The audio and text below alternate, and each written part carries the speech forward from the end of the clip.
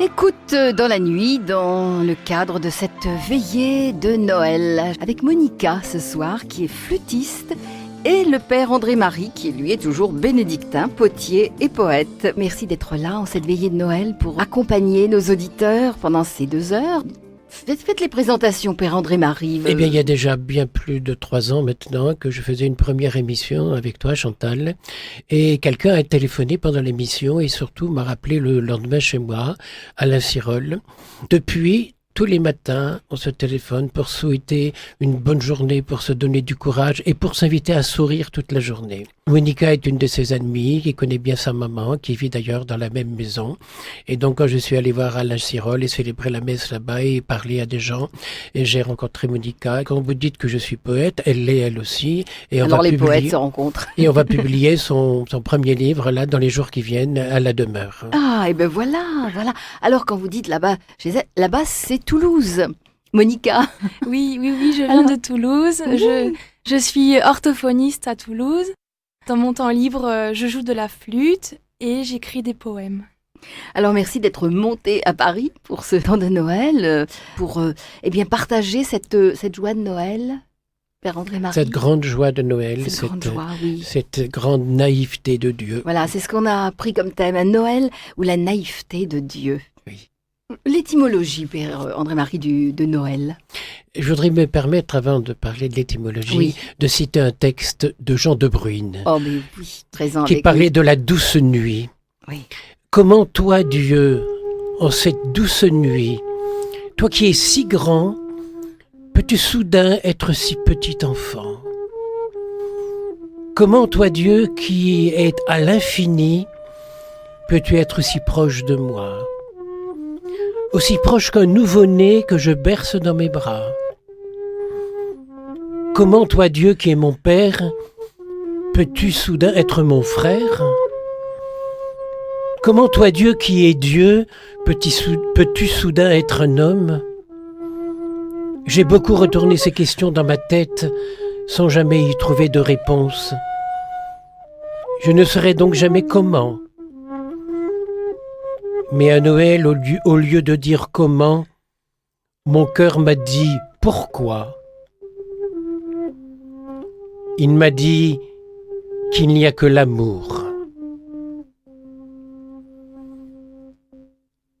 Et voilà que Jean de Bruyne, qui écrivait cela pour nous il y a quelque temps, eh bien maintenant vit cet amour en face à face. Oui, ce Noël en face à face. Et je tiens à dire à tous les auditeurs qui sont invités, ils sont tous invités un jour à vivre ce face à face avec le divin.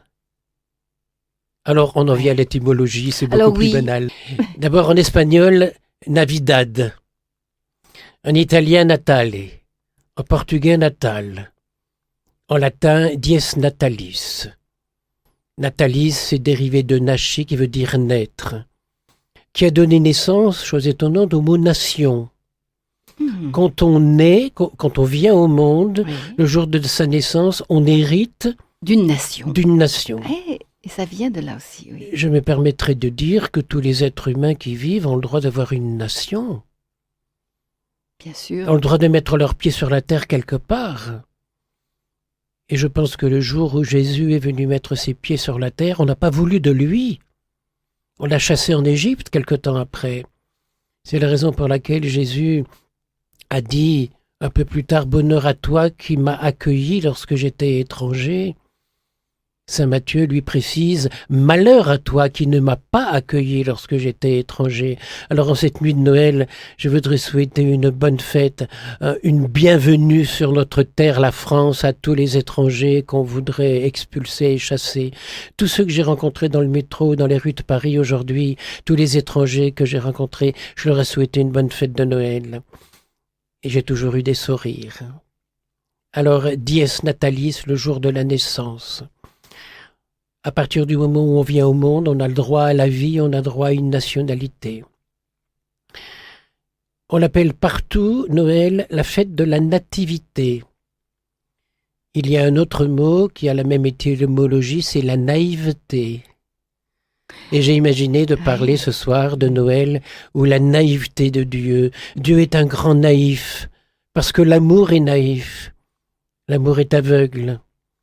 Et dans sa naïveté, Dieu a cru en l'homme. Et je vais lui envoyer mon fils pour le sauver.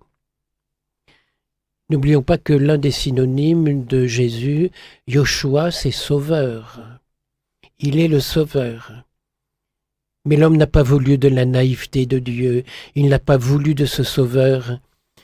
Il veut se sauver lui-même. Et la tentation d'Adam et Ève, c'est « vous serez comme des dieux ». Et l'homme a voulu devenir Dieu. Devant la naïveté de Dieu, je voudrais opposer la bêtise des hommes, sans les comparer, mais en les mettant en complémentarité. L'homme a voulu devenir Dieu. Il ne veut avoir de compte à rendre à personne, surtout pas à la naïveté de Dieu. 2000 ans après, on veut effacer son nom, le saint nom de Dieu. On veut l'effacer de la Constitution européenne. Mais le jour de Noël, c'est la fête de l'Europe, c'est la fête de toutes les nationalités qui s'unissent fraternellement. Alors prenons-les à leur propre jeu, naïvement. Vous nous disiez, oui, que l'homme a voulu se sauver lui-même, par lui-même, et devenir Dieu. Oui, devenir Dieu. Dieu à la place de Dieu. Oui. Or, le projet de Dieu, c'est bien d'élever l'homme, oui. le faire devenir Dieu. Oui. Mais de toute façon, ça peut nous scandaliser, nous les croyants, mais c'est pas un scandale aux yeux de Dieu, car Dieu n'est pas un Dieu extérieur, il n'est pas un Dieu politique, il n'est pas un Dieu de publicité, il est un Dieu qui n'a pas envie de gagner le match. Ce n'est pas un Dieu d'extérieur, c'est un Dieu d'expérience intérieure. Noël, c'est l'expérience intérieure de Dieu au cœur de chacun de ce que nous sommes. Noël, fête de la nativité de Dieu. Noël, fête de l'humilité de Dieu. Fête de la candeur d'un Dieu qui s'immerge dans l'homme. Noël, fête de la naïveté de Dieu qui veut réinventer l'histoire des hommes. Il veut lui inventer une nouvelle version. Il veut détisser les mauvais motifs pour retisser l'amour à l'endroit. Noël, c'est quand les hommes se réveilleront. Vous vous souvenez de ce qu'on disait il y a quelques années, un slogan qui passait partout, quand la Chine se réveillera. Il y a quelques années, on disait quand l'Afrique se réveillera. Et je voudrais dire quand les hommes se réveilleront. Et puisque cette année qui vient, ce sera l'année des prêtres, l'année du sacerdoce, quand les prêtres se réveilleront. Dimanche dernier, je faisais une exposition où j'exposais des centaines de crèches que j'ai pu réaliser au profit des enfants du Père Pedro. Et une dame se présente et me dit « Mon père, est-ce que vous voulez bien que je présente des patchworks, des tapisseries murales que j'ai fait ? Et ce serait également vendu au profit du Père Pedro. » Mais je dis « Ne me posez pas la question, je vous en prie, vous êtes la bienvenue. » Il est allé voir le prêtre de la paroisse pour demander à mettre quelques affiches au bout de l'église, en précisant que ce week-end-là, c'était au profit du Père Pedro avec le Père André-Marie, et que le week-end prochain, c'était au profit d'une école en Afghanistan. L'Afghanistan ? Mais c'est des musulmans, ça !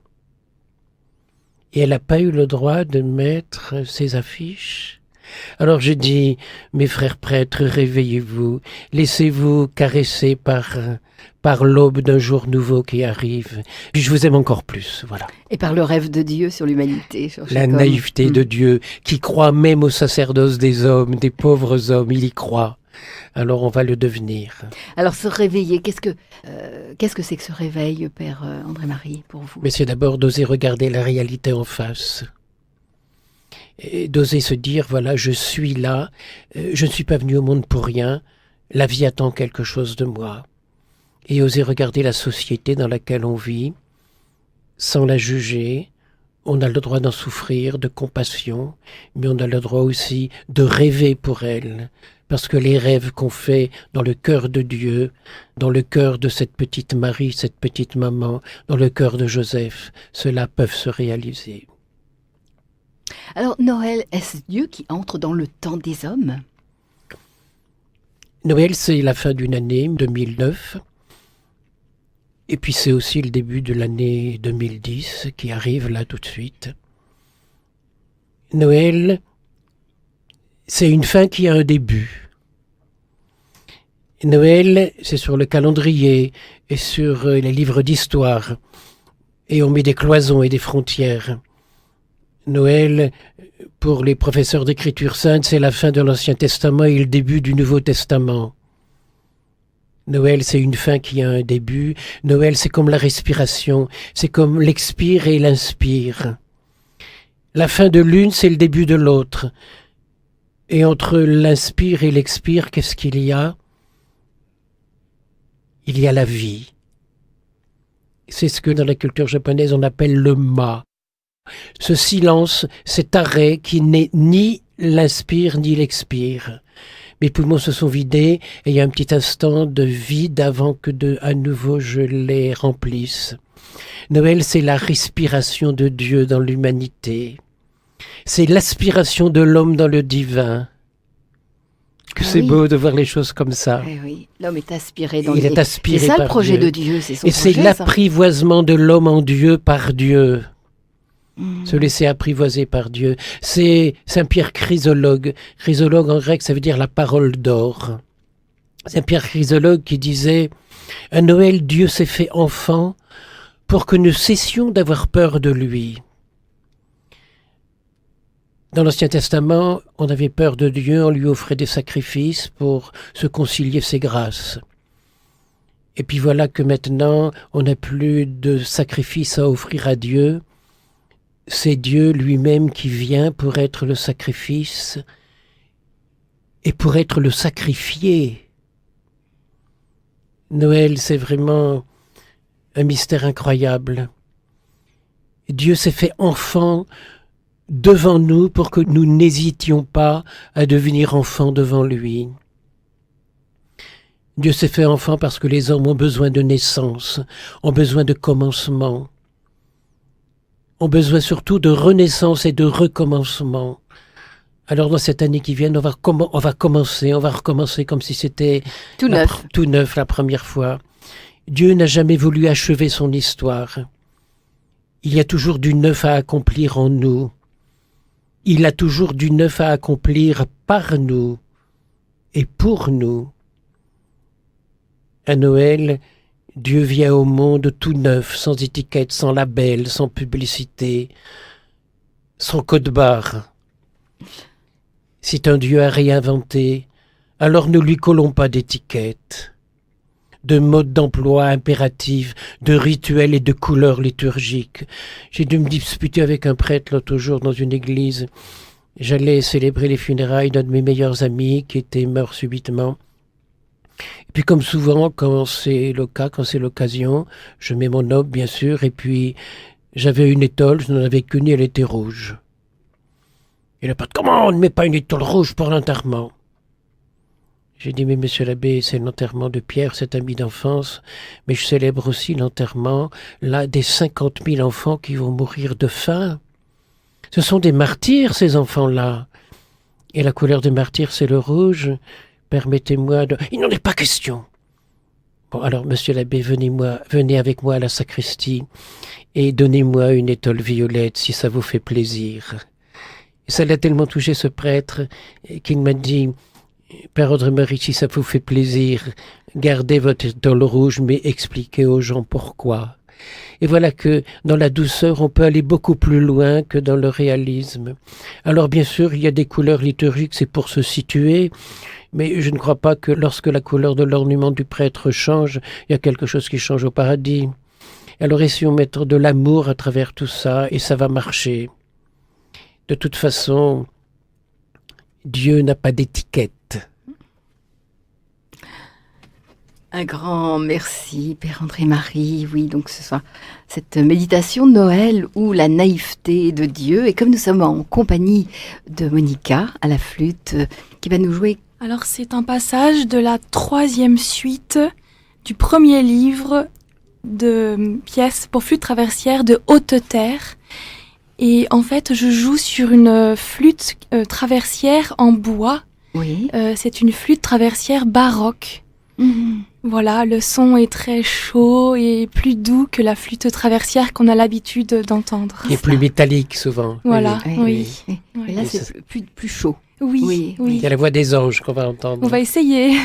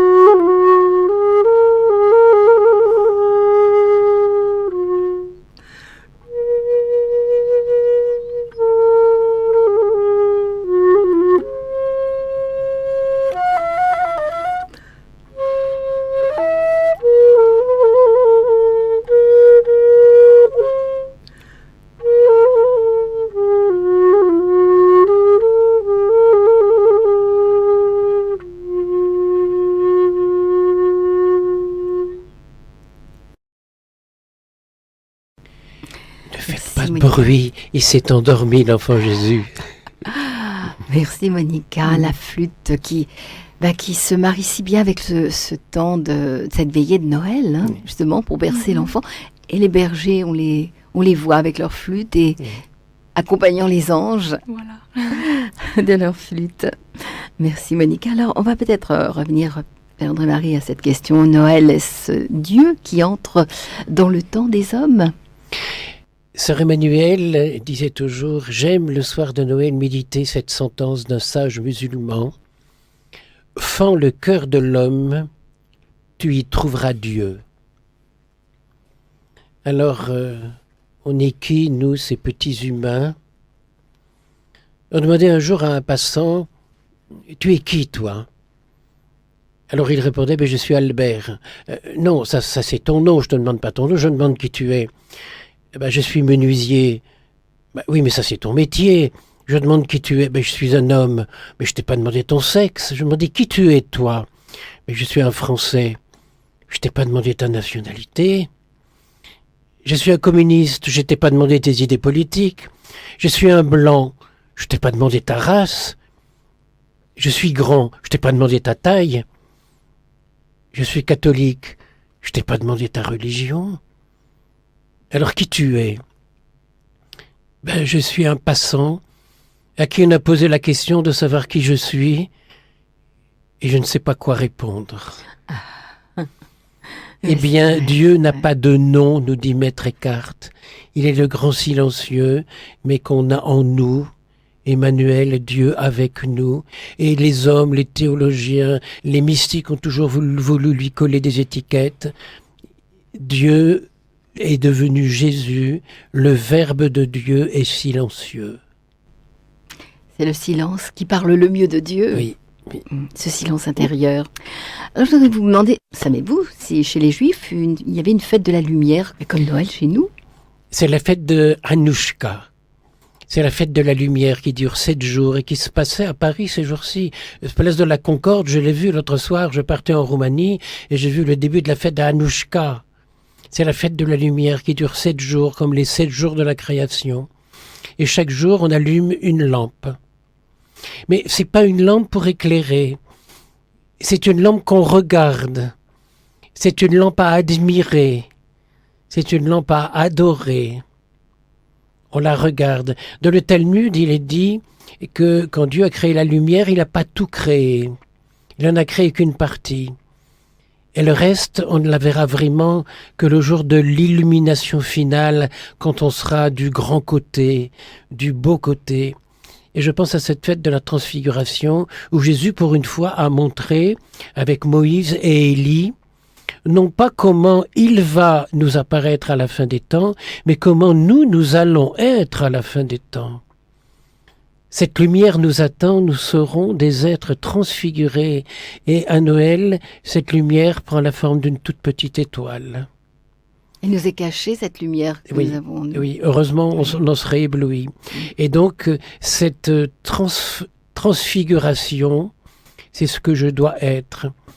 C'est la transmission de la lumière. C'est ma transformation en lumière. Et je peux tout doucement, naïvement, attendre ce moment-là. Pour nous chrétiens, il y a la petite étoile de Noël.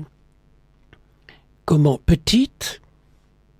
Mais une étoile, c'est jamais petit. Les étoiles, il y a des étoiles qui sont 1000 fois plus grandes que notre Terre. Mais cette lumière, elle s'est fait petite pour nous. Parce qu'on aurait eu peur, parce qu'on se serait affolé. Cette lumière, elle existe. Elle est là pour nous éblouir, elle est là pour nous enflammer. Le feu, ça détruit. En fait, elle nous apparaît petite, alors que toutes les étoiles sont énormes. Comme Dieu nous apparaît petit enfant. Jusque-là, Dieu était insaisissable. Et la question de l'enfant, pourquoi ne voit-on jamais Dieu? Il faudrait répondre, parce que tu le cherches là où il n'est pas. C'est Nullah Mashreddin, ce sage musulman, qui cherchait la pièce de monnaie qu'il avait perdue. Et puis un passant arrive et puis lui dit « Qu'est-ce que vous cherchez là ?»« Ben j'ai perdu ma pièce de monnaie. »« Ah bon, ben je vais vous aider à la chercher. » Alors ils cherchent tous les deux et au bout d'un moment, cet homme lui dit « Mais est-ce que vous êtes sûr de l'avoir perdue ici ?» Ah, il dit « Non, je l'ai perdue là-bas, mais ici il y a la lumière du réverbère. » On va toujours chercher Dieu là où il n'est pas. Et puis, j'en ai une bonne à vous raconter, une histoire authentique, c'est le prêtre qui revient à la sacristie en portant le calice, en ramenant le calice, et il y a une petite fille qui le regarde, et puis qui lui dit « T'as gagné la coupe ?» Voilà les enfants d'aujourd'hui. Pour eux, le calice, oui. Eh ben, c'est la coupe. Mais dites-moi, Père André-Marie, que pense le petit moine qui ne dort pas la nuit de la fête de Noël ? Noël approchait, et durant ses insomnies, le petit moine se souvenait de son enfance, où il avait toujours naïvement rêvé de passer un vrai Noël. Un vrai, c'est-à-dire un qui ne soit pas faux. Un vrai, c'est-à-dire un sans bœuf ni âne, car cela n'était que le folklore, on ne parle pas dans l'Évangile. Un vrai Noël, c'est-à-dire un avec la mauvaise odeur d'une mangeoire d'animaux. Un vrai Noël, c'est-à-dire un comme le premier, sans curé, ni enfant de chœur, ni chorale, ni orgue, simplement avec la flûte. Un vrai, c'est-à-dire un Noël sans sapin illuminé, car lorsqu'on l'a déshabillé de tout le cinéma qui l'entoure, que reste-t-il du vrai Noël ? Que reste-t-il du mystère de l'incarnation lorsqu'on a éliminé tous les minuits chrétiens, car c'est Noël aussi pour les autres? Lorsqu'on a éliminé toutes les grandes bouffes, car c'est aussi Noël pour ceux qui ont faim. Toutes les illuminations, car à Noël, le vrai, il n'y avait pas d'électricité. Mais qu'y avait-il donc à Noël? Au premier, au vrai de vrai? Qu'y avait-il quand les anges chantaient « Paix aux hommes de bonne volonté » ? Il aurait bien voulu, notre petit moine, la nuit, être de bonne volonté. Mais ce qu'il pensait vraiment de Noël, il n'aurait osé le dire à personne. Comme d'habitude, l'affreux en lui se réveilla. Et pourquoi pas? Parce que ça ne se dit pas, gémissait le merveilleux. Si tu ne le dis pas, je le dirai moi-même. Mais toute vérité n'est pas toujours bonne à dire, s'excusa le merveilleux. Excédé par cette discussion, il finit par concéder. Après tout, Noël, surtout ne vous en offusquez pas. Je suis bien obligé de le croire, puisque c'était l'avis de tous les prophètes et même de l'ange Gabriel. Noël, le vrai, c'est l'histoire d'une mère porteuse, en complicité avec la Trinité tout entière. Mère porteuse de toutes les misères du monde, pour donner aux hommes un sauveur. Mère porteuse de toutes les croix des hommes, parce qu'elle pleurait, elle, au pied de la vraie croix. Mère porteuse de tous les enfants morts-nés, parce qu'elle portait en fausse couche tous les enfants que des prêtres zélés de ritualisme, plus que d'amour, refusent de baptiser. Pour notre petit moine qui ne dormait pas la nuit, ses refus de donner la grâce étaient une souffrance absolue, parce que sans issue. Refuser un baptême, cela ne s'adressait qu'à des pauvres déjà éloignés de l'Église et qu'on éloignait définitivement. Refuser un baptême, c'était à ses yeux refuser au bon Dieu le droit de donner sa grâce. C'était fermer le robinet de l'amour.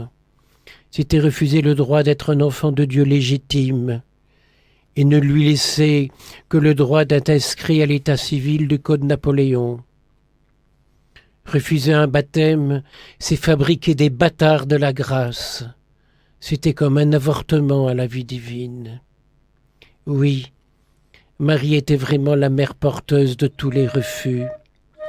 Celle qui avait dit oui ne pouvait que souffrir de tous les refus qu'imposaient certains prétendus hommes d'église, ou plutôt fonctionnaires de sacristie. Oui, Marie, mère porteuse de l'Église, ne pouvait que souffrir et pleurer de toutes les exactions, de toutes les contrefaçons de l'Évangile. Comme à Noël, elle ne comprenait pas, mais elle gardait toutes ces choses dans son cœur. Alors notre petit moine décida de venir la consoler, puisqu'aujourd'hui, il avait voulu que ce soit un vrai Noël. D'abord la consoler et laver l'affront qu'on lui faisait à elle, la mère du Sauveur, de décider à la place de Dieu qui avait droit à la grâce et qui ne la méritait pas. Lorsque son enfant portait sa croix, c'est pour nous tous qu'il la portait. Lorsque je serai élevé de terre, j'attirerai tout à moi, avait-il dit. Tout, cela voulait aussi dire tous. Ensuite, en ce vrai Noël où l'on avait décidé de se dire ces 4 vérités, il tentait de consoler Marie, la mère porteuse de l'Église, de tous les affronts qu'on lui faisait. Elle ne se souvenait que trop du drame des saints innocents qu'Hérode avait exécutés. Prémisse des 50 000 enfants innocents qui meurent de faim tous les jours aujourd'hui. Ils meurent assassinés par nos Hérodes modernes, que sont les systèmes bancaires internationaux, qui dans chacune de nos petites villes ont des sbires dévoués et sans aucun scrupule, obéissants et gratifiés. Depuis longtemps, notre petit moine avait troqué sa cellule de moine pour les cellules des prisons du tiers-monde, où il était allé plus de 40 fois. Il avait donc bien le droit, la nuit, en heure supplémentaire, d'aller jusqu'au bout de l'amour. Lorsqu'à Noël, dans une de ces prisons, il distribuait de la nourriture, chacun y avait droit, les coupables comme les innocents. Et la grâce de Dieu, elle, ne serait accordée qu'aux meilleurs. Il avait bien décidé de suivre le conseil de Jésus. Ne jugez pas, et vous ne serez pas jugés.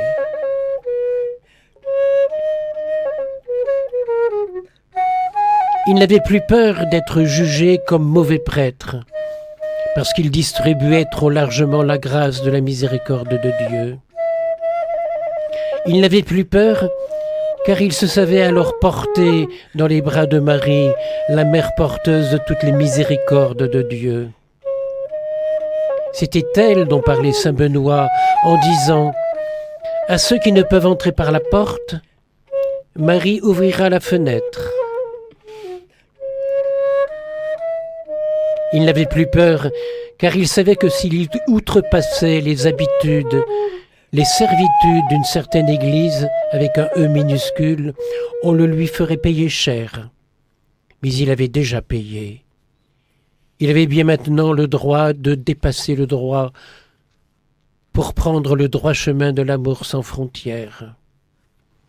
Le seul qui pouvait limiter sa grâce, c'était Dieu. Mais son Fils sur la terre avait supplié « N'éteignez pas la mèche qui fume encore ».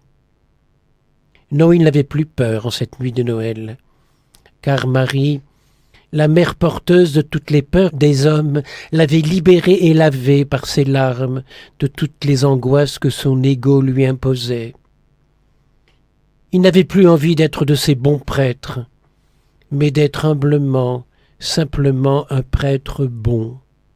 Un bon petit moine qui ne dormait pas la nuit et qui, en cette veillée de Noël, tentait de consoler Marie de toutes les misères du monde, de toutes les injures qu'on faisait à la grâce de Dieu, ce Dieu qu'elle avait porté en elle et qu'elle venait, en ce vrai Noël, de mettre au monde.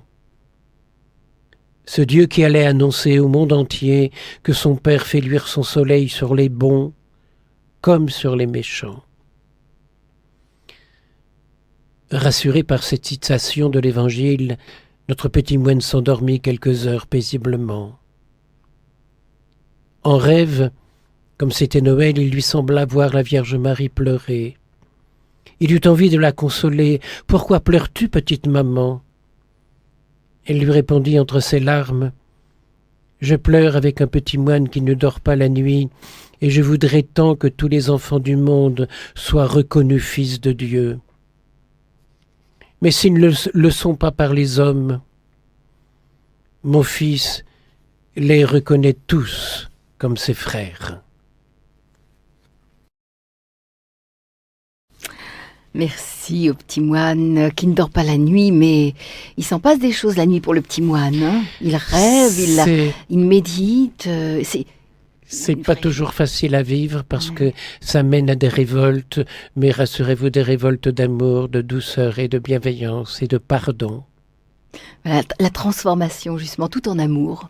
J'étais hier à Air France pour prendre les billets d'avion pour mon prochain voyage à Madagascar. Mmh. Et puis la dame qui, à l'ordinateur, prépare les billets. Votre nom, Monsieur Foutras, c'est le nom de mon passeport. Mais vous avez un autre nom, me semble-t-il. Alors je lui dis, mais on m'appelle le Père André-Marie. Ah, c'est vous, le Père André-Marie à Croix-Rouge. Je dis, oui, madame. Et elle se met à pleurer.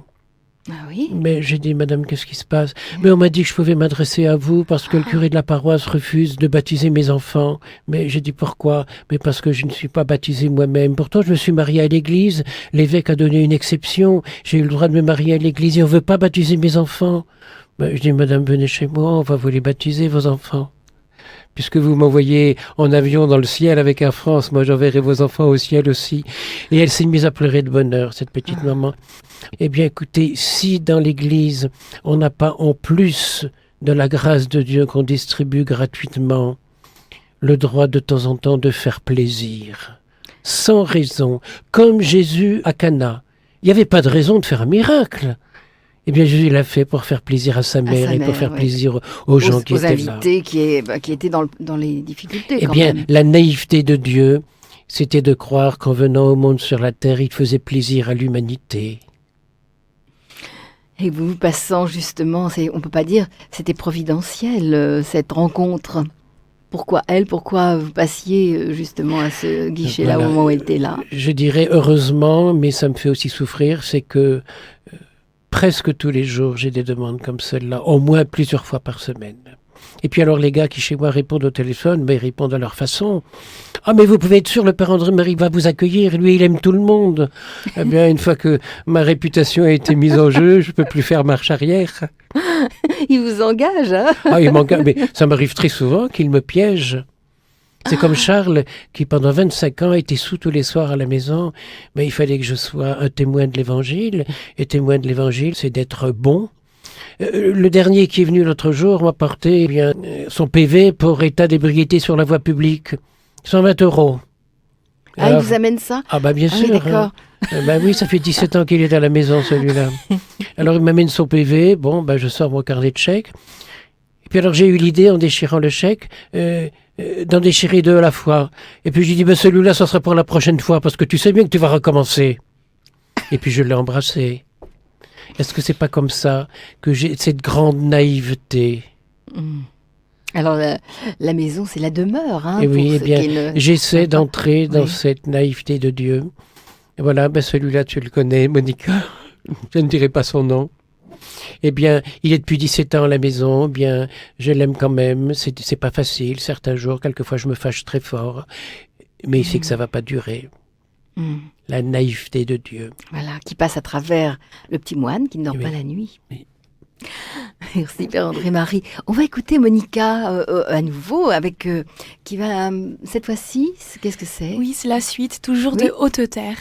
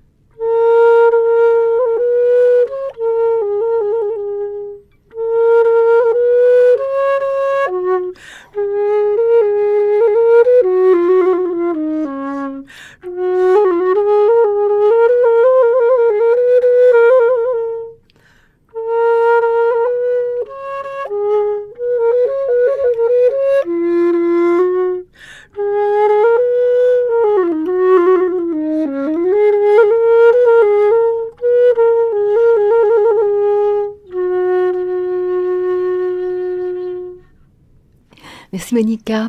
Comment vous êtes venue à jouer de la flûte quand vous étiez enfant? Oui. Pourquoi la flûte et pas un autre instrument? On m'a inscrit sans me demander mon avis. Quand j'étais toute petite, j'ai joué de la flûte à bec. Ensuite, j'ai appris la flûte traversière classique au conservatoire au Havre. Donc, j'ai terminé le conservatoire. C'est récemment, il y a 2 ans, que j'étais attirée pour apprendre cet instrument qui est plus doux et puis qui est très imparfait. C'est pas toujours très juste. On entend le bruit du souffle et j'aime cette simplicité de cet instrument. Oui.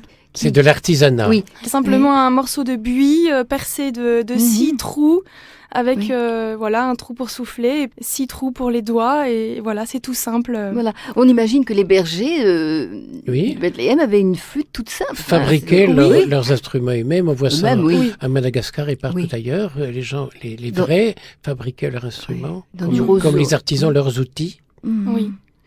Et donc cette flûte traversière baroque est aussi appelée traverso. Elle a été beaucoup jouée entre l'année 1700 et 1830 à peu près.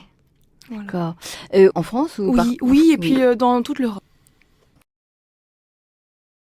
Alors, Père André-Marie, je voulais vous poser une question. Est-ce qu'il n'aurait pas été normal que le Sauveur du monde ait sur Terre une vie, on peut dire facile, réussie, sans problème? Qu'est-ce que vous en pensez? Aucun prophète n'a eu cette vie-là. Quand il m'arrive de rencontrer le Père Pedro le matin, quand je vais le revoir, je vois qu'il se prend la tête entre les mains et qu'il me dit « André-Marie, si tu savais tout ce que j'ai déjà dû subir aujourd'hui ». L'abbé Pierre me disait la même chose. C'est Hadvig d'Anvers, au XIIIe siècle, qui écrivait « Celui que l'amour conduit à son achèvement doit parcourir de vastes étendues, d'âpres sommets et des gouffres. Au plus fort des orages, il cherchera son chemin afin d'être initié à son mystère. Celui que l'amour conduit, il lui faut consentir au désert sans limite, cheminer sans repos par des plaines arides et se meurtrir aux arêtes des versants et des cimes. Celui que l'amour conduit à son achèvement doit braver les torrents, les abîmes sans fond, afin de conquérir l'amour par démesure d'amour. Eh bien, Noël, c'est la démesure d'amour d'un Dieu qui devient homme. Il n'y a plus de frontières, il n'y a plus de limites, il n'y a plus de rituels, il n'y a plus d'interdiction. C'est l'amour vivant. C'est la source, c'est celui qui puise à la source, et c'est celui qui en bénéficie. Alors qu'on se le dise, que celui qui est appelé à vivre... Afin de conquérir l'amour par démesure d'amour. La naïveté de Dieu, c'est cette démesure d'amour. Un Dieu qui devient enfant, c'est bien la démesure d'amour. Un Dieu qui perd toute étiquette, toute référence, qui voyage incognito, c'est bien cette démesure d'amour. Un Dieu qui, au cours de sa passion, reçoit des coups, des injures, des crachats, c'est cela la démesure d'amour. Un Dieu qui ne veut pas, ne choisit pas les événements de sa vie, mais comme nous les laisse s'accomplir. C'est aussi la démesure d'amour. Le Verbe de Dieu, parole de Dieu qui devient enfant. Je ferai remarquer qu'en latin, infans vient du mot infari qui ne sait pas parler.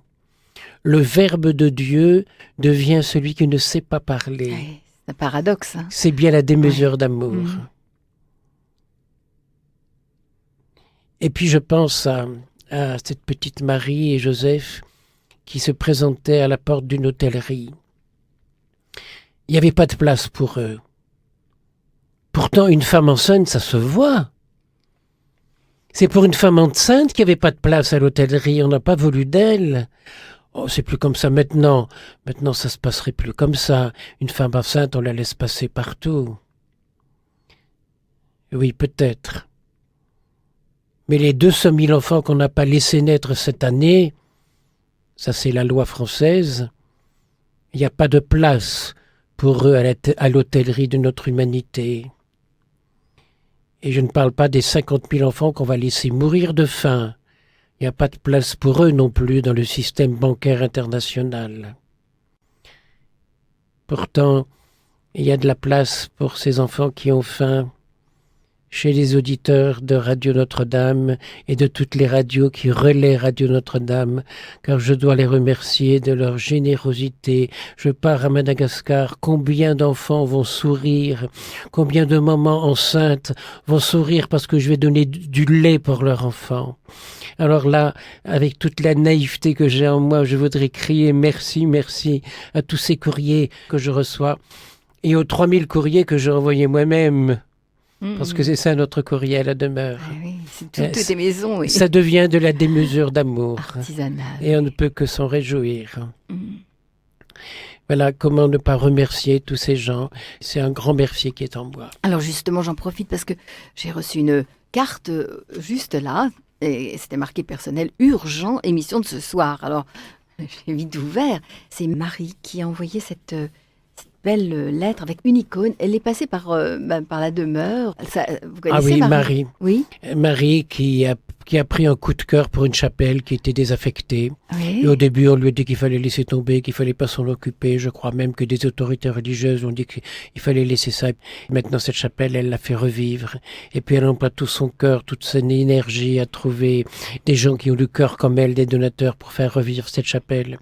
À Saint-François d'Assise, quelque part, cette Marie. Oui. Et puis, elle est passée à la demeure dimanche dernier, ou tout récemment, oui, dimanche dernier. Et puis, j'avais des anges, elle aurait voulu mettre un ange dans sa chapelle au pied de l'autel. Et puis, il y avait une très, très belle pièce. Ces 2 anges de la Trinité de Roublev, très, très grands, qui sont en adoration devant Dieu. Parce que dans la Trinité de Roublev, il y a le Père, le Fils et le Saint-Esprit. Mais le Fils, je ne l'ai pas représenté comme un ange très grand. C'est un tout petit Dieu de poche. Et le métal s'est fait en faisant fondre les shrapnels de la guerre, comme je fais habituellement. Et elle ne voulait pas, mais elle est partie avec cette pièce. Et pour cette nuit, ces anges de la Trinité sont devant l'autel. Voilà, bien, on remercie Marie, on la salue. Merci Marie, merci. Voilà. Oui. Merci. Cette démesure d'amour dont vous parlez, Père André et Marie, comment vit cette démesure d'amour? Quel est le secret? Puisque vous le vivez aussi. Je pense que à partir du moment où on dit, par exemple, des choses à la radio, ou bien en chair, quand on lit l'Évangile, on est bien obligé de le vivre. Et ça, c'est terrible à vivre. Et j'ai vécu un événement très touchant il y a un mois, depuis notre dernière émission. J'avais fait mes vœux il y a plus de 50 ans au monastère de Huisc, avec mon frère de profession, un jeune qui était entré en même temps que moi au petit séminaire à Hazebrouck. Et puis quelques années après moi, il était rentré au monastère. Et puis quelques années après, il est arrivé aussi au monastère de Croix-Ros pour aider cette communauté.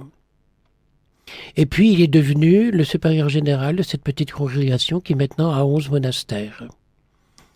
Et puis un jour, des jeunes...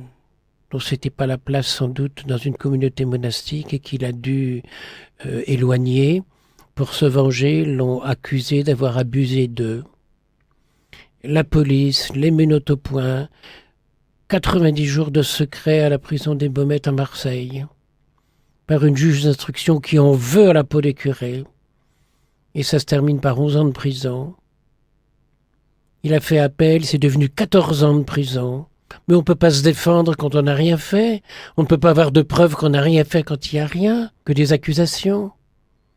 Et puis l'avocat a demandé la remise de peine. Au bout de la moitié de sa peine, on lui a dit « Mais puisqu'il n'a pas reconnu les faits, il n'y a pas de remise de peine. » Eh bien, depuis que mon frère de profession est en prison, à chaque fois que j'entends l'Angélus qui sonne le matin, le midi et le soir, je m'arrête. Et puis je me dis « Toi, tu es en liberté. » Toi, tu peux choisir ce que tu vas dire au prochain qui va passer, une parole douce ou une parole amère. Tu as le choix. On a la liberté. Et je crois que Noël, c'est Dieu qui vient mettre les hommes en liberté. Et puis voilà que il a pu sortir de prison quand même un peu plus tôt. Et il était accueilli au monastère. Et alors j'admire et je remercie et le supérieur et tous mes frères de là-bas de l'avoir accueilli avec tellement de gentillesse. Et l'autre jour, on a refait profession. Ils ont été chercher dans le trésor du monastère le parchemin où il y a 50 ans j'avais prononcé en latin ces vœux et ensemble, avec beaucoup de larmes, on a recommencé à se donner à cet enfant Jésus de rien. de tout. Un bon Noël. Merci Pierre-André-Marie, merci Monica. Cette veillée de Noël, nous sommes en compagnie de Monica et sa flûte baroque et en compagnie du Père André-Marie qui, à la demeure, vit cette démesure d'amour, qui est amené à vivre celui qui vit dans l'amour, qui cherche vraiment à vivre cette vie. Je pense à ce frère dont vous parliez qui a... Oui.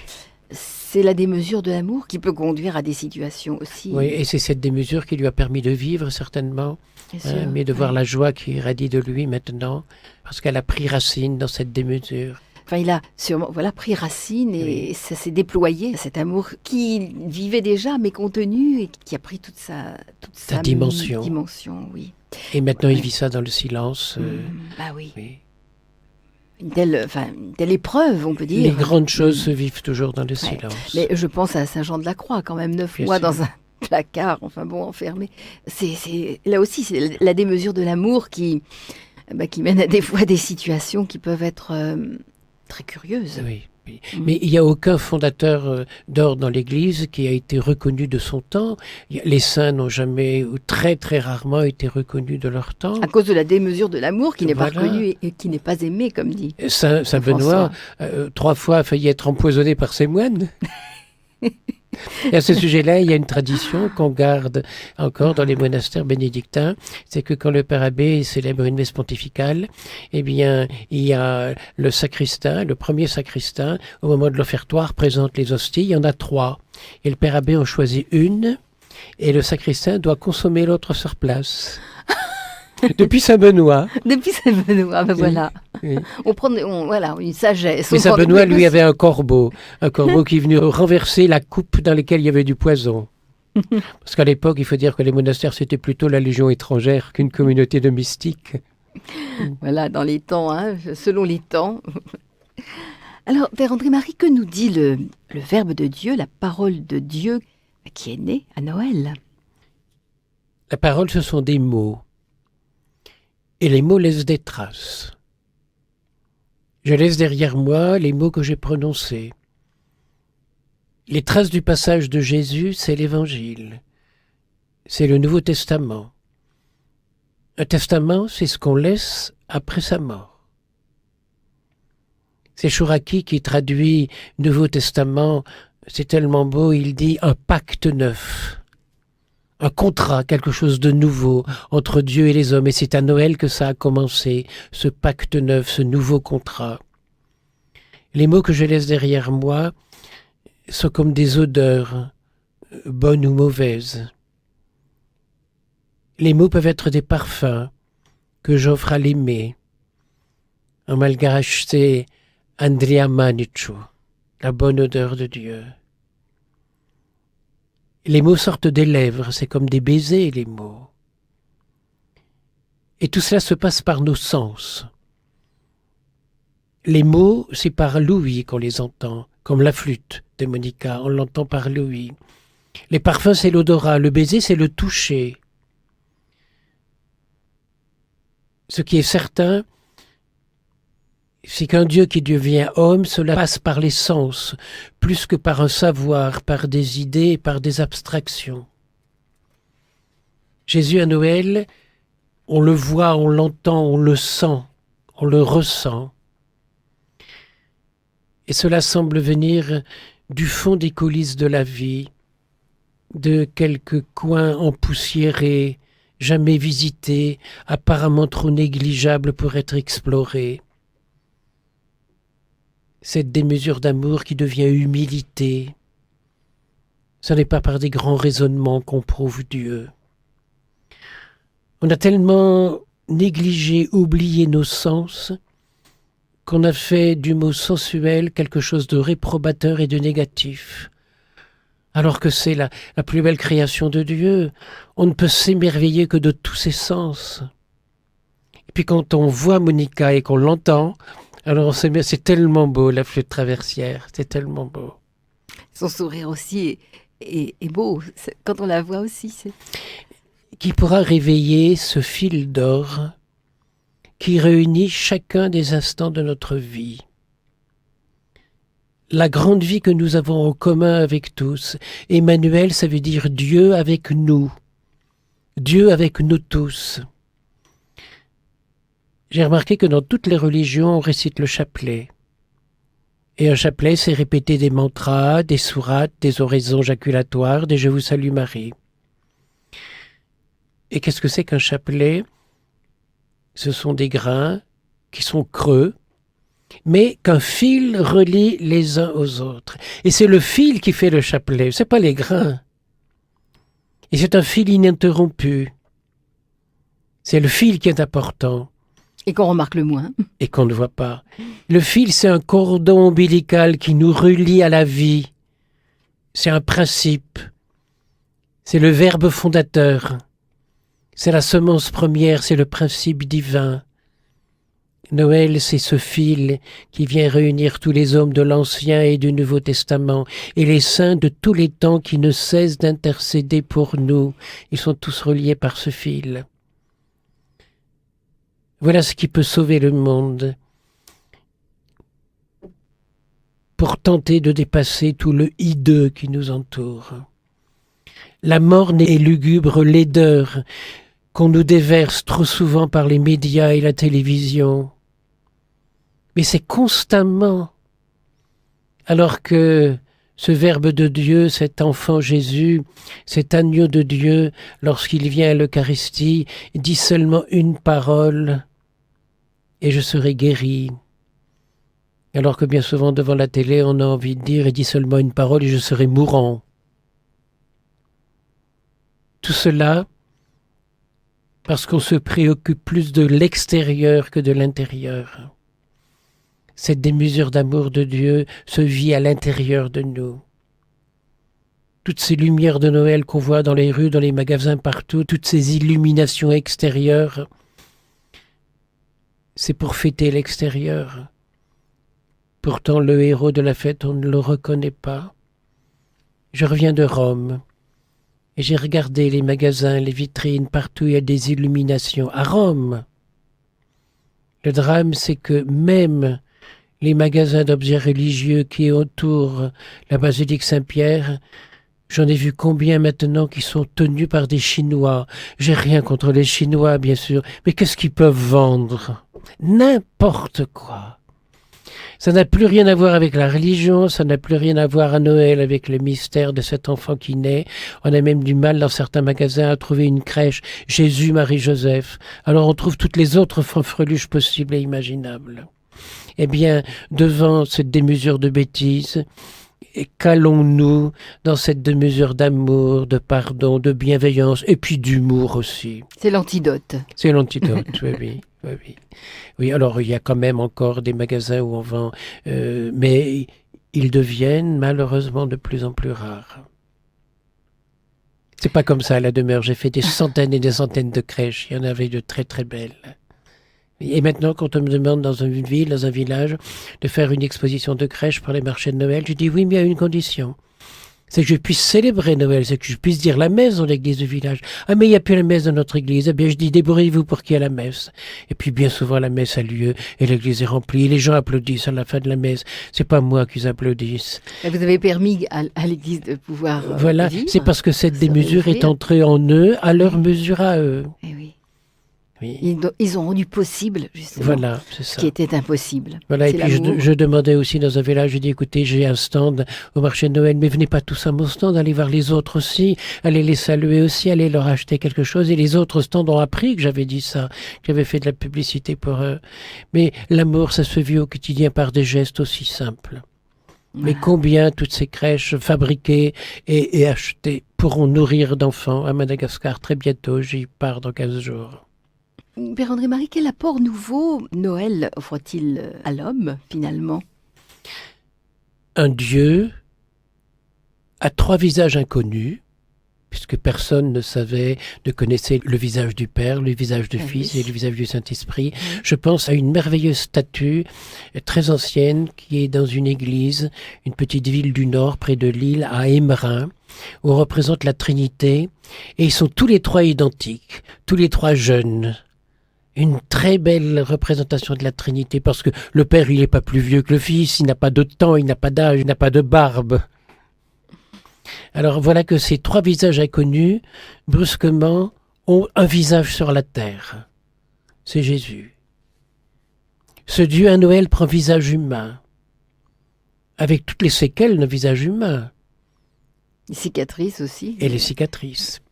Par lui, pour l'homme, Dieu devient possible.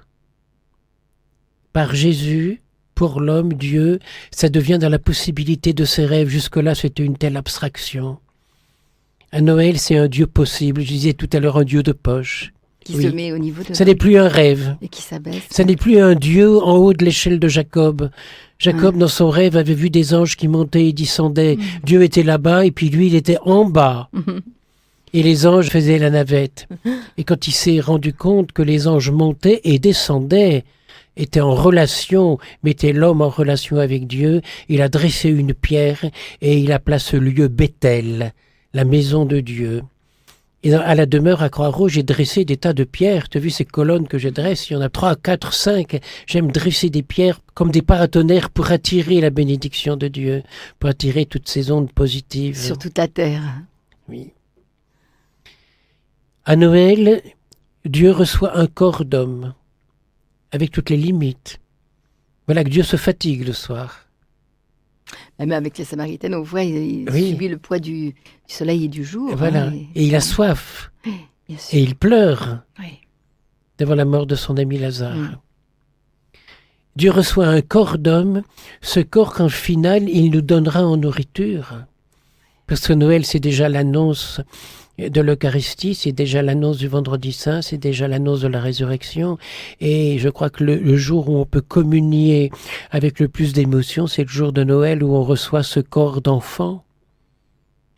Parce que ce n'est pas des mythes, c'est une réalité. Noël, c'est l'humain et le divin, comme dit la publicité, tout en un. Tout en un. Ouais. Tout en un. Et à notre portée. Mais c'est aussi l'esprit et la matière tout en un.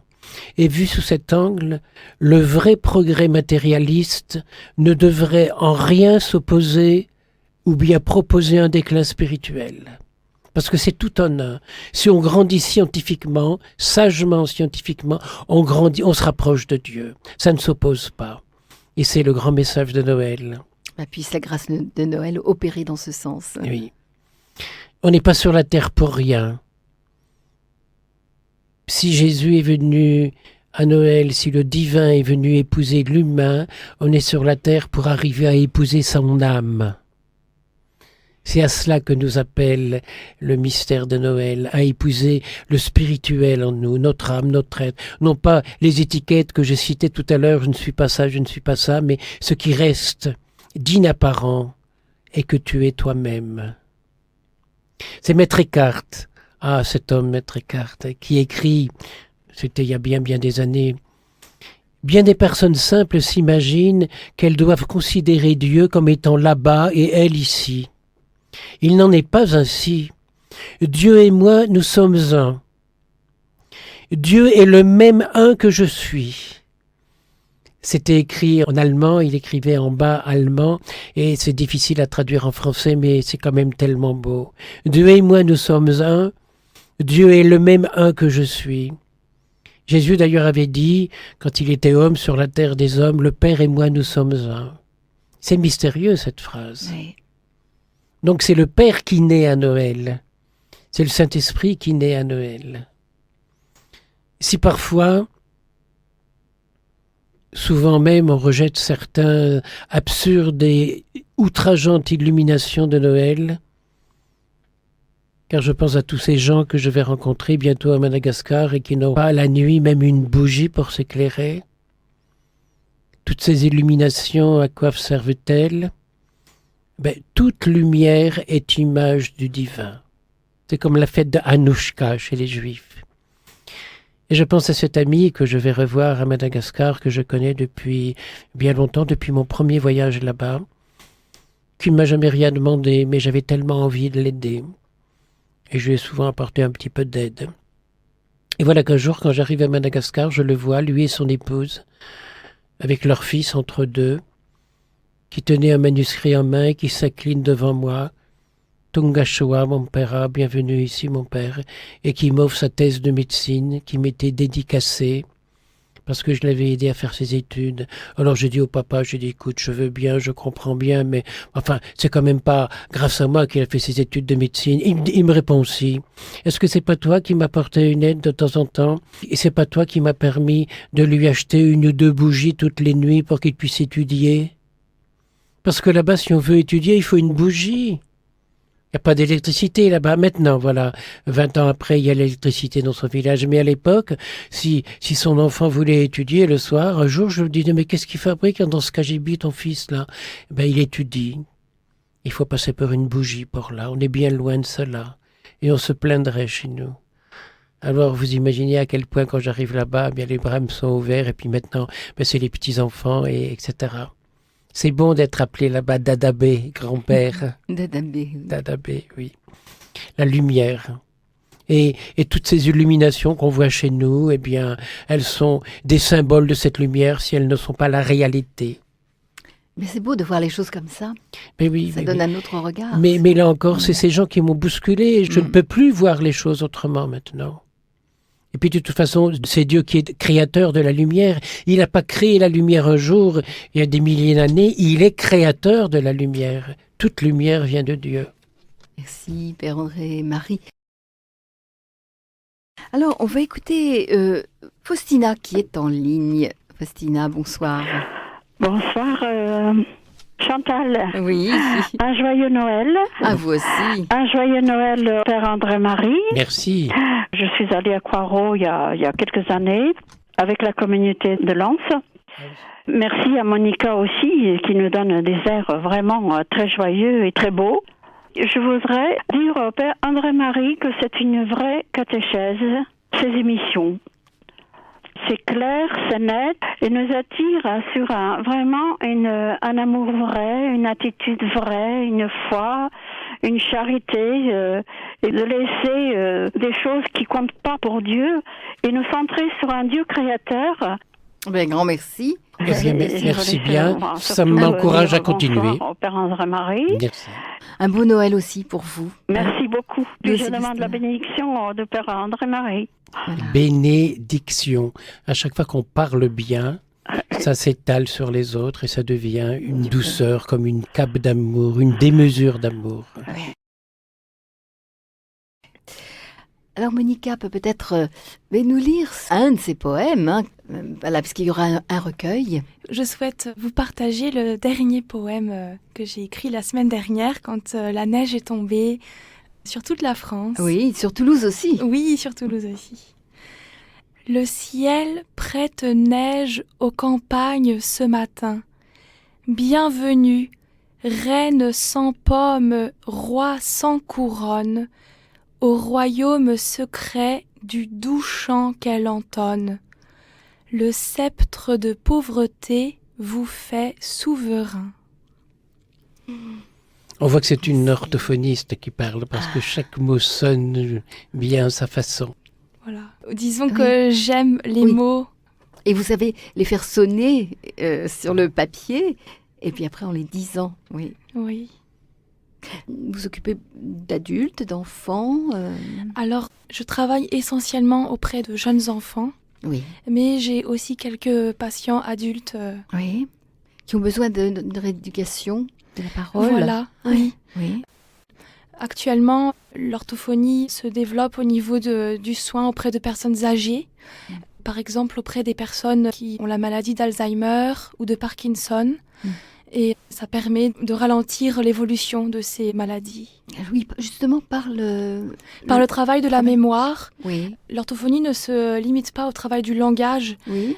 Ça concerne également la mémoire, l'attention, la logique aussi. Voilà. Un jour à la maison, il y a quelqu'un qui a écrit à Monica en disant le père André Marie perd un petit peu la tête parce qu'il se met à faire des grimaces dans tous les sens. Non, c'était tout simplement parce que j'avais changé mon appareil dentaire et je me mettais à zozoter. Alors Monica m'avait appris des gestes à faire en tirant la langue à droite, à gauche, en essayant de toucher la langue. C'était pour me remettre dans la bonne direction. Je n'avais pas encore perdu la tête, non. C'était l'appareil dentaire qui était C'était l'appareil réviser. dentaire. Comme quand même dans ce domaine-là, on peut se rééduquer, progresser, Bien sûr. s'imposer aussi. Monica fait un beau métier. c'est vrai. Mhm. J'ai cette chance. Oui, un grand merci. Alors, Père André-Marie, quel est ce Dieu, justement, qui nous vient à Noël? C'est Étienne, dans son camp de concentration, qui disait « Et si ce Dieu que je prie était en réalité le Dieu qui me prie de l'aider à ne pas se laisser éteindre en moi ?» Il semble, vu sous cet angle-là, qu'à Noël, c'est un Dieu qui vient nous supplier « Vous voulez bien de mon humanité divine ?» Et si on répond oui, on profite de sa divinité humaine. C'est comme un jeu, mais pour que Etty puisse, dans la souffrance épouvantable, inhumaine, absurde qu'elle vivait, oser penser comme cela. Le Dieu qui me prie de l'aider à ne pas s'éteindre en moi. C'est ça, garder l'espérance. C'est ça, garder le cap. Continuer à aller de l'avant alors que tout semble s'écrouler. Quelles sont les prières que cette petite maman Marie a pu faire à Dieu au cours de sa vie pour son enfant et qui auraient été exaucées? Les prières pour son enfant. Elle demandait que tout Oui. allait bien, qu'il n'y ait Oui. pas de problème, qu'il ne soit pas jugé, qu'il ne soit Oui. pas... Tout a mal tourné, sans arrêt, parce qu'il fallait passer par là. Il fallait qu'elle aille à son accomplissement. On ne peut pas demander à Dieu de changer l'avenir. Il en est capable, il l'a montré quand il a apaisé la tempête. Mais le chemin qu'on doit suivre, lui-même a suivi son propre chemin. À Noël, Dieu vient être présence divine en l'homme. Et il me demande de ne pas laisser s'éteindre cette petite flamme, de la laisser devenir incendie, comme le feu qui gagne. Oui. Le bon feu, là. Noël, c'est l'inauguration d'une nouvelle forme de présence. Non pas une présence qui s'impose, une présence silencieuse, j'aime dire une présence incognito. On ne la sent pas, on ne la ressent pas, on ne la voit pas, mais on la croit. Et puis surtout, on en a envie. Je pense que l'envie, c'est l'une des plus belles définitions de la foi. Tout notre travail consiste à faire en sorte que cet enfant de Noël, comme le dit Etty, chez nous soit en de bonnes mains. Un bébé qui naît, on va le caresser, on va le cajoler, on va le prendre avec beaucoup de délicatesse. Et si j'agissais ainsi avec les autres, avec tous les autres? Comme un prêtre, à chaque fois qu'on vient sonner à la porte d'un presbytère, il faut que les gens soient accueillis. Saint Benoît dit dans la règle des monastères, qui que ce soit qui se présente à la porte du monastère, accueillez-le comme Jésus lui-même. Alors si des prêtres ont une certaine attitude, je les laisse faire. Moi, moine, je n'ai pas le droit d'avoir cette attitude-là. Je dois traiter tous les gens qui viennent frapper à la porte comme Jésus lui-même et comme l'enfant de Noël avec douceur et bonté. À ce moment-là, cette forme de présence de Dieu en l'autre, dire du mal de quelqu'un, c'est gifler la présence de Dieu en lui. Laisser mourir de faim un enfant, c'est un sacrilège contre cette présence de Dieu dans l'enfant. Les horreurs qui nous entourent, de ces horreurs-là, n'accusons pas Dieu. Sinon, c'est cette présence dont on ferait un sacrilège. Il y a des enfers inventés par les hommes dont nous accusons Dieu. Alors que l'abbé Pierre disait que quand il est arrivé à Madagascar, il avait eu envie de blasphémer tellement cette misère était épouvantable. Mais ajoutait-il, je suis arrivé chez le Père Pedro et j'ai découvert que dans un enfer, on pouvait créer des petits paradis. Et Noël, c'est un petit paradis à notre portée. Ça ne veut pas dire que dans ces paradis-là, tout est beau, tout est facile, non. Mais on sait que Dieu est avec nous. Emmanuel, Dieu avec nous. On souffre, Dieu est avec nous. On se réjouit, Dieu est avec nous. On est révolté, Dieu est avec nous. Et un autre message de Noël, c'est dans le petitement, dans l'humblement, dans l'innocemment, dans le naïvement. C'est vraiment un des aspects de Noël et quand on y entre, on trouve que c'est tellement merveilleux. Et une amie juive qui se plaignait qu'on interdisait aux Juifs à l'époque de rentrer dans les parcs et dans les jardins publics. Etty avait répondu « Tâche de vivre avec les 3 arbres qui sont là devant toi comme si c'était une forêt. » C'est merveilleux cette façon d'aller à cette démesure d'espérance. Eh bien, les 200 000 enfants qu'on n'a pas laissés naître en nous et les 50 000 qui meurent de faim, si on peut en sauver un, c'est comme disait Etty, fais de ces 3 arbres une forêt, et si tu peux sauver un enfant, c'est un bout d'humanité que tu sauves. Voilà le message de Noël. Et c'est le Père Pedro qui lui-même, bien sûr, disait comment croquer à pleines dents l'instant à vivre. Depuis Noël, on est invité à voir le divin partout. Dieu se manifeste aussi et réellement, écrit-il, dans la pauvreté, dans la simplicité et dans la ténacité. Dieu sait s'il lui en faut à lui. Il est présent partout, même dans les situations qui n'ont pas été choisies, qui sont vécues par la force des choses. Dieu n'a jamais choisi sa vie publique. Il a été poussé, bousculé, on lui amène des malades, il les guérissait. Il n'est pas possible que Jésus, qui a été enfant à Noël, permette de laisser des enfants innocents en marge du progrès et de la vie. Si nous voulons que Noël existe, nous devons agir. Et ça va faire plaisir à Monica. Cela me fait penser à Rumi, qui est un musicien et un poète. Et Rumi, ce grand sage, ce grand poète soufiste, parlait au XIIIe siècle de son rébab. C'était son instrument, qui est une espèce de petit violon, des cordes tendues sur une toile, mais tout petit. Il parle de son rébab, son instrument de musique, et il en parle comme d'une présence absente. C'est étonnant, ça. Ouais. Comme d'un conduit, un passage, un chemin qui mène à. Quand tu souffles dans ton tuyau en bois, ton souffle est de passage, mais il y a la musique qui en sort. Et si on pouvait considérer Noël comme le divin qui passe en nous pour nous amener où? À la sainteté d'une béatitude éternelle?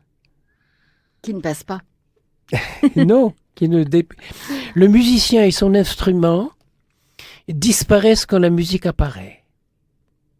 C'est mystérieux. On annonce un grand musicien, un grand violoniste, tout le monde l'attend, il apparaît, tout le monde applaudit, il se met à jouer, et tout le monde ferme les yeux pour goûter la musique. Il n'y a plus que la musique qui apparaît, tout a disparu. Le matériel, l'esprit devient. Le rébab, dit Rumi, n'est que corde sèche, bois sec, peau sèche, mais il en sort la voix du bien-aimé. À Noël, le divin disparaît dans l'humain et il en sort le sauveur bien-aimé. Et cela m'a, je ne sais plus pourquoi, m'a fait me ressouvenir d'un de mes tout premiers sentiments religieux. Je me souviens de ma première expérience du divin. Vous savez tous qu'une expérience en chimie, c'est la manipulation de divers éléments chimiques qui, mélangés, mis au contact les uns des autres, réagissent et font apparaître quelque chose de nouveau. C'était après la guerre. La nuit, il faisait froid. L'église paroissienne était chauffée, ou plutôt n'était pas chauffée, que par un pauvre feu de bois, mais où le bois crépitait et le bruit suffisait, me semble-t-il, à me réchauffer. Je devais avoir 7 ans. J'étais pour la première fois enfant de chœur. À l'époque, je ne savais pas que le chœur de l'église, c'était cela pour moi, c'était le cœur qui battait en moi. Et j'étais un enfant de chœur. Il y avait la grande crèche de Noël. Elle ne devait pas être si grande que ça, mais c'était moi qui étais petit, alors je la voyais grande. J'étais naïf. Il y avait les bergers et les mages, et Saint Joseph et la Vierge. Et comme j'étais le plus jeune des enfants de chœur, c'est à moi que revenait l'honneur de porter l'enfant Jésus et de le déposer dans la crèche. Je l'avais pris en tremblant d'émotion, mais il était en plâtre et tout griffé et écorné. C'était après la guerre. On avait réfugié tout le mobilier d'église dans les granges. J'avais cru naïvement porter du vivant. Et je portais du lourd, du froid, du laid, du mort. Je m'attendais à une séduction et j'avais un étrange sentiment de répulsion. Tout cela, c'était du faux. J'avais failli, en marchant sur le bord de ma soutanelle d'enfant de cœur, m'étaler par terre et briser en 1000 miettes l'enfant Jésus. Mais monsieur le curé m'avait retenu et sauvé la statuette. Il l'avait déposée avec un semblant... Il l'avait déposée, me semble-t-il, avec bien peu de précaution dans la paille. C'était les larmes aux yeux que j'étais allé me réfugier à ma place de dernier enfant de cœur derrière le maître-autel. Mais là, il y avait une petite bougie qui brûlait. Qu'est-ce qu'elle faisait là derrière l'autel, loin des autres, à part? Elle était là pour moi. Elle brûlait là pour moi, j'en étais convaincu. C'était ma petite étoile de Noël. Elle n'était pas fausse, celle-là, comme l'enfant Jésus en plâtre jeté dans la paille. J'ai senti alors que la lumière du monde était en moi, était pour moi. Il y avait des gouttes de cire qui s'écoulaient, c'était comme des larmes d'amour, comme un débordement, comme un trop-plein. Et puis j'ai grandi, et puis je suis devenu grand enfant de cœur, et puis clerc, et puis petit séminariste, et puis grand séminariste, et puis petit novice dans un monastère, et puis prophète solennel, et puis prêtre. Et puis ce fut la guerre d'Algérie, et puis la demeure, et le petit apprenti potier. Et puis ce soir, c'est la veillée de Noël avec vous tous à Radio Notre-Dame. Mais j'ai toujours, et j'aurai, je l'espère toujours, le souvenir, la nostalgie de cette petite bougie derrière le grand autel, à ma place de petit enfant de cœur. Je crois que ce soir-là, c'est le cœur, c'est l'amour qui avait gagné. Et puis il y avait du courant d'air, et je voyais cette flamme vaciller, elle va s'éteindre. Non, elle reprend. Elle va s'éteindre encore. Non, elle a gagné, elle ne s'est pas éteinte. Je crois qu'elle brûle encore, dans la naïveté du petit moine qui ne dort pas la nuit. Depuis, j'ai compris qu'il existe un espace que rien ne menace, que rien jamais n'a menacé, et qui n'encourt aucun risque de destruction. Un espace intact, celui de l'amour qui a fondé notre être. Il vacille, il va s'éteindre. Non, il reprend. Il est éternel. C'était le cri d'un rabbin rescapé d'un camp de la mort et qui disait « La souffrance a tout calciné en moi, tout brûlé, tout détruit en moi. Il n'y a plus de haine, de rancœur. Alors il n'y a plus que de l'amour. » Voilà la grande naïveté de Dieu. Cette petite bougie de Noël d'après la guerre dans l'église provisoire, cette petite bougie qui allait s'éteindre. On a plus appris que les discours, les conférences et les livres de théologie. Ferme les yeux. Écoute. Tu la vois qui brûle au fond de ton cœur, naïve comme un Dieu sauveur qui croit en l'homme et va un jour en mourir d'amour. Merci pour cette belle méditation. Mais ce souvenir, je l'ai en moi comme si... Je crois que les souvenirs de notre toute petite enfance sont plus vivants que les autres, parce qu'ils sont naïfs, Oui. et puis parce qu'ils nous apprennent. Et là-dedans, il y a pour moi l'essentiel. Rien ne peut souffler, c'est cette petite flamme qui est là, toute merveilleuse, toute naïve. On croit qu'elle va s'éteindre et elle reprend. Tout un souvenir médité que vous Voilà, oui. nous faites partager ce soir. Et je crois que quand ces souvenirs sont médités, ils deviennent plus beaux encore que la vraie réalité Bien sûr. historique, si j'ose dire. Et parce qu'ils ont pris une intériorité, une vérité Voilà. profonde qu'ils n'avaient peut-être pas. Enfin, Voilà. ils étaient porteurs. C'est le merveilleux qui nous mène à la gratitude, comme Oui, elle a dit si oui. souvent. Bien sûr. Oui. Grand merci, Père André-Marie. Alors Monica va reprendre sa flûte, elle l'a pas quittée, mais pour nous donner, peut-être cette fois-ci, c'est la suite. Oui, toujours, oui.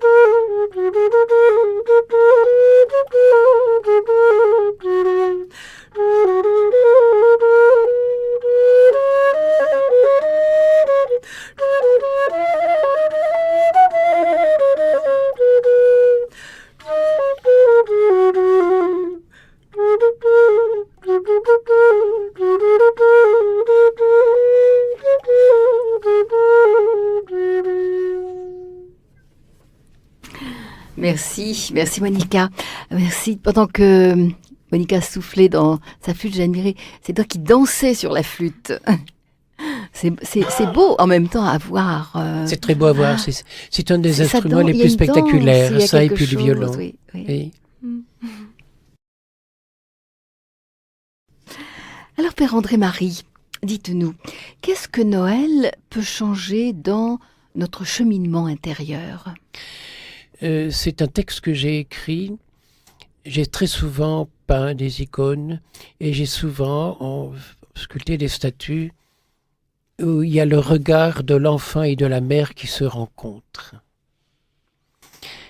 Et si la tendresse était la naïve nostalgie de l'irrésistible soif d'avoir pu un jour se trouver beau dans le miroir des yeux de sa mère.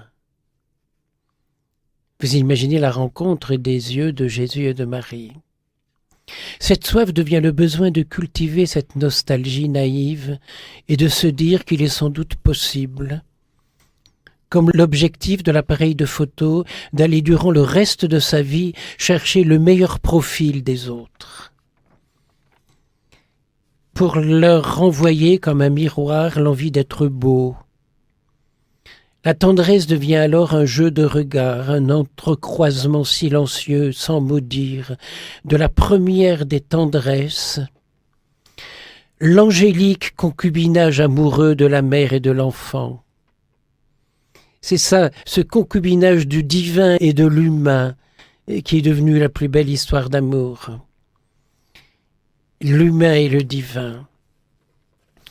Et voilà qu'à Noël, Dieu démissionne de tous ses attributs extraordinaires pour devenir transparent. Transparent à l'expérience humaine. Le saint fait son voyage dans l'autre sens. Il décroche de l'humain, accroché à son moi, et se connecte à Dieu, et alors l'individu cède sa place à la personne. Et à Noël, je crois que l'homme a la preuve qu'il devient une personne. Le saint, c'est celui qui accepte que le ciel vienne migrer dans son cœur d'homme, qui devient un espace de lumière, non pas de sa lumière à lui, mais d'une lumière qui l'habite pourtant en lui et qui est là silencieusement. On ne peut entendre le silence qu'en faisant vraiment silence. On ne peut atteindre le divin qu'en étant vraiment homme. C'est tout le mystère de Noël. Cette démesure de la naïveté de Dieu. Ce concubinage merveilleux, sans limite. Cet amour qui se révèle, qui se dit et qui ose se dire. Est-ce que vous ne croyez pas que Noël pourrait être le début d'un autre monde? C'est dangereux de poser cette question-là, parce que si on dit le début de notre monde, c'est qu'on accepte qu'on est à la fin d'un monde. Et pourtant, ce monde qui nous entoure, certains aspects, j'aimerais bien les voir disparaître. Cependant, si nous avions un tant soit peu l'élan fou des révolutionnaires, non pas pour détruire et casser, mais pour créer et innover. Si nous osions nous mettre debout au milieu d'un troupeau de rampants qui acceptent les compromissions, les hypocrisies et les ignominies qui nous entourent constamment partout. On se dit, moi, non, ils n'auront pas ma peau. Je vais rester debout, je vais rester à regarder au ciel, je vais regarder la lumière. Je vais rêver des étoiles. Si nous osions, comme Jésus, au temple de Jérusalem, renverser les tables des marchands du temple. Chacun sait que le système bancaire, ces vols légalisés d'exploitation des petits par de beaux messieurs en cravate et costume, est inacceptable. Je vais arriver à Madagascar et avec les euros que je vais en poche, je vais pouvoir manger 2 fois plus et eux 3 fois moins. Parce que le cours, le change a changé et toujours à notre profit, à nous les Blancs. Mais c'est pas juste. Il y a un jeune malgache qui était à la maison, que tu connais, et qui a trouvé un travail. Il travaille dans un IMP, et puis un jour il arrive à la maison, et puis il me dit, Père André-Marie, on m'a dit que pendant 14 jours je ne dois plus aller travailler. Mais je comprends pas pourquoi. Et puis il me tend un papier. Alors je lis ce papier et je lui dis, mais tu as droit à 14 jours de congé payé, parce que tu n'as pas encore travaillé 1 année. Si tu avais travaillé 1 année, tu auras 1 mois de congé payé. Mais il me dit, c'est quoi congé payé? Ben je dis, tu travailles pas, mais tu es payé quand même. Et il me regarde, lui dit, mais c'est pas juste. Pourquoi je suis payé quand je travaille pas? Ces gens-là là-bas peuvent pas imaginer que nous, les repus d'Occident, nous avons des exigences d'être payés à ne rien faire. C'est pas normal. Et il me l'a fait découvrir de façon... Mais il dit, c'est pas juste d'être payé sans travailler. Eh bien, avec Jésus, c'est juste d'être pardonné sans limite. C'est ce pardon qui nous vient. Ouais. Mais selon la parole de Mircea Eliade, à fixer trop longtemps le monstre qu'on veut combattre, on le devient. Alors détournons-nous naïvement de tous ces spectacles absurdes qu'on nous montre, de la politique, de l'argent, de la guerre, de la violence. Alors allons voir ailleurs, sinon on serait condamné, comme le dit Lao Tse, ce que tu n'aimes pas en moi, c'est ce qui est chez toi. Mais heureusement, il a dit ce que tu aimes en moi, c'est ce qui est chez toi. Le vrai combat, celui de Noël, celui que Noël inaugure, est un combat à armes blanches. Blanche de la pureté virginale de Marie, blanche de la naïveté de Dieu, blanche de l'innocence d'un enfant qui est le créateur du monde et à qui nous devons tout. Et c'est Yvan Amar qui dit « La seule chose que l'homme puisse se vanter d'avoir inventé devant Dieu, c'est la poubelle où il rejette salu et usé tout ce que notre Créateur nous avait confié neuf et beau. » Et on se plaint beaucoup de la crise. Et que disait ta maman Monica à propos de la crise? Qu'on pourra s'en plaindre quand il n'y aura plus de pain dans les poubelles et quand les personnes marcheront à pied dans la rue au lieu d'utiliser les voitures. Voilà. Eh bien, sagesse. Tant qu'on gâche, qu'on gaspille et qu'on jette, il n'y a pas de crise. C'est du cinéma. On dit aux gens, vous serez malheureux si vous n'avez pas plus. Nous sommes nous-mêmes la poubelle du monde lorsque nous recevons, lorsque nous acceptons, lorsque nous supportons tout ce qui en nous et autour de nous n'a pas sa part de lumière, n'a pas la bonne odeur de Dieu. Je n'ai pas parlé de notre part d'ombre, elle est l'envers de la lumière, en complémentarité, mais de la part de ténèbres, la part de ce qui nie la beauté, la bonté, la douceur, la paix, les béatitudes qui nous sont proposées, alors que le contraire, à grand prix, nous est proposé comme un idéal à crédit, c'est-à-dire qu'on le paye 2 fois. J'aimerais que dans les écoles, où lorsque nous étions enfants, on nous faisait calculer le retard et l'avance des trains, la baignoire qui se vide et qui augmente, le temps des robinets d'eau. J'aimerais qu'on fasse calculer aux enfants combien ils sont volés quand ils achètent à crédit, parce qu'ils payent 2 fois plus. Ça devrait faire partie de l'éducation. Mais la naïveté de Dieu, il faut s'y accrocher, et c'est cela Noël.